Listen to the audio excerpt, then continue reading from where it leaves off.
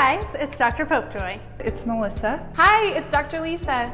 Today we're going to talk about some true and not so true facts about the COVID vaccine. Let's get started. Let's get started. Let's go. Have you heard that the vaccine could change your DNA? mRNA, which is the genetic precursor used in some of the COVID-19 vaccines, cannot actually get into where your DNA is housed.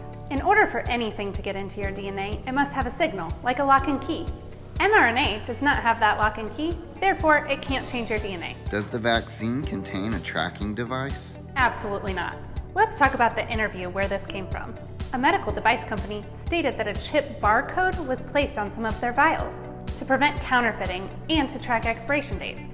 This barcode can be found on some of the vials that this company manufactures, but not the COVID vaccine itself. None of the COVID vaccines in use currently use this file. The government would rather track you through your phone. Just joking. Could the COVID vaccine cause infertility issues? Good question. There is no evidence that the COVID vaccines are detrimental to fertility. The American College of OB and Gynecologists recommends vaccinations for individuals considering future pregnancies. Are you worried that the development of the vaccine was rushed? Good question. mRNA vaccines have actually been in development for a long time. Development started with the SARS and MERS epidemics almost 20 years ago. Because the entire world was working together to develop these vaccines, they had an unlimited amount of funding. That way, a lot of the issues and problems with research and development were avoided.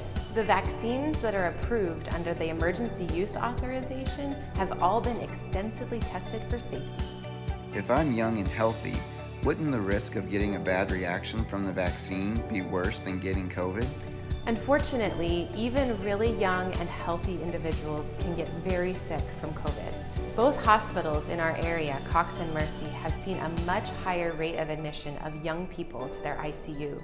What people report as reactions to the vaccine, things like body aches, fever, fatigue, and headaches, are actually your body learning how to fight off COVID. These symptoms are actually of much shorter duration and much less severe than having COVID itself. Please take it from me.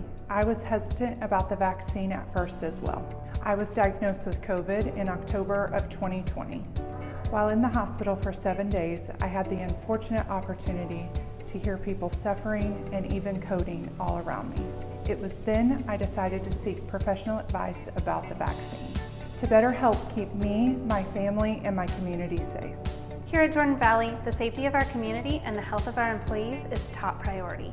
Take this information and help keep you and our community safe. See ya. See you next time. See ya!